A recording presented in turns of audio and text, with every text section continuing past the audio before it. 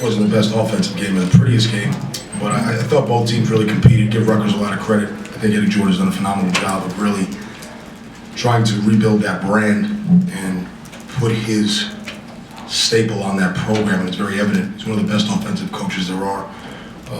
And when he starts to get his personnel in there, I think you're going to really see that program take off. I have a lot of respect for him.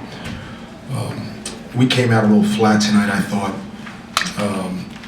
No excuses for that. I thought our first half play was kind of un-Manhattan-like, which is something we've been struggling with a little bit. But I thought we came out in the second half, did a lot of good things. We have to kind of take some ownership of things in the sense of what we're doing and what we're responsible for as a basketball team and as basketball players and as coaches. And that starts with me. I think there's a lot of things to build on. And, at the end, it's really weird. For us, it's a little different than, the Big Ten, Big 12, ACC. It's really comes down to who's playing well February, March. And I think the direction we're going, I'm very happy with because we're finally getting healthy. So for me, we've been a mash unit for 7 weeks. And finally seeing some players now on the court has helped us a lot. Questions for Emmy, please? Emmy, what was it like going up against your former high school teammate? You guys both played well, but I guess he has bragging rights. It was great. We speak a lot during our season, see how we doing, but it was great. It was an honor, especially to be playing against each other at Madison Square Garden. So it was a huge privilege. Emmy, why do you think that nobody really doubts that you've got a lot of talented guys on this team. Why do you think it's not translated yet to wins? It all starts in practice. Like you said, we now just getting guys healthy again, and so we're trying to build that chemistry. And it's a young team, and so we still trying to build along, and we still got a lot of growing pains on this team. And I'm also going to add, we're not an A10 or ACC or Big Ten school. I think I did a really bad job of our schedule, and then you combine injuries. But I think sometimes we've been victims of our success in the sense of where a lot of these games we're not supposed to win. And I think everyone's thinking, well, Mac should win that game. Why?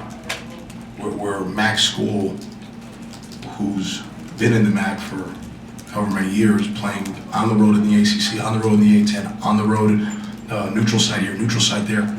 It's tough to win. I don't care who you are. You don't play in your building for a month.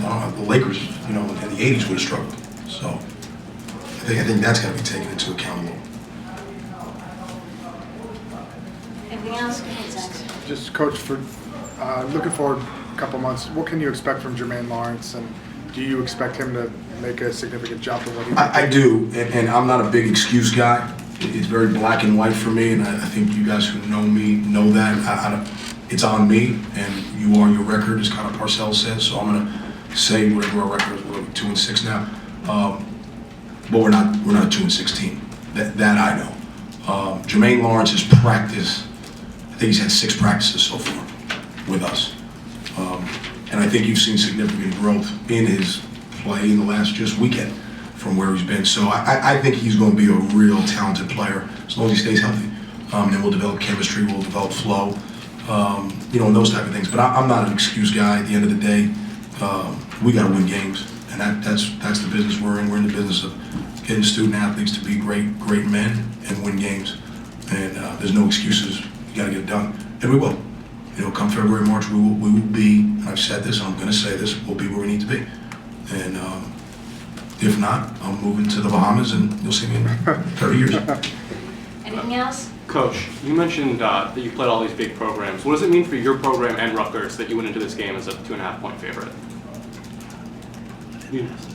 I mean, do you guys care about that? That you're getting that respect? The respect that you go into a game against the Big Ten. I think that's, and that's kind of what I'm talking about. I think, and I'm very happy with our success. I would not change a thing.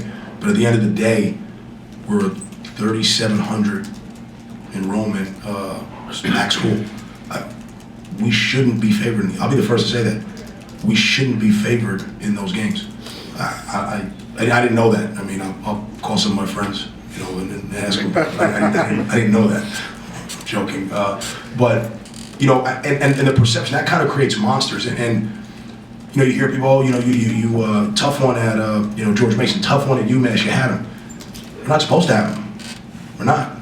And I'm not saying that to slight anyone. That's just the reality of it. There's a reason this, you know, we're in the MAC. And so what we want to do is come out, be competitive, learn from these things, grow from these things. I don't get caught up in records in October, November, and December. What does it mean at this level? If we were Alabama in the BCS football, yeah, it matters. It doesn't matter in this sport. I think you guys, and I blame you, I love blaming you guys. Love to. It's one of my favorite things to blame the media. I think you guys make way too big of a deal of what a team is doing in December and November. Talk to us in February. If we're the same team in February, you can yell at me all you want. But at this level, that's what matters. You know, if we're a top 5 team in the country, yeah, it kind of matters what you're doing right now because you're worried about your 1 seed. It's different mentalities at different places. The mistake I made was I shouldn't have scheduled these many games on the road. That we played in Dratty once. I don't know how many teams have done that. That's the mistake I made. Anything else? Okay. All right, last question. Coach, what do you make of Shane Richards' struggles? Today he had 0 points. Do you think he's being a bit too tentative, or was it more the Rutgers defense? Give Rutgers credit. I always give the credit to the opposition. I don't want to make excuses. Shane fractured his hand in the Mavericks game on Sunday. He had tape on it. And I think then it becomes with shooters, pink elephants. You start thinking, I played in the Garden 20 times. I was just talking about in the walk-in. It's amazing how many good shooters struggle in the Garden the first couple times. At the end of the day, give Rutgers credit. They knew where he was. They had great awareness. He didn't have many open looks. Shot a low percentage. I think we're 1 for 14 from 3. Shane was 0 for 5. We're not a 1 for 14 team from 3, and he's not an 0 for 5 shooter. It happens. Give the defense credit, and you hope it and pray and do some stuff that doesn't happen again.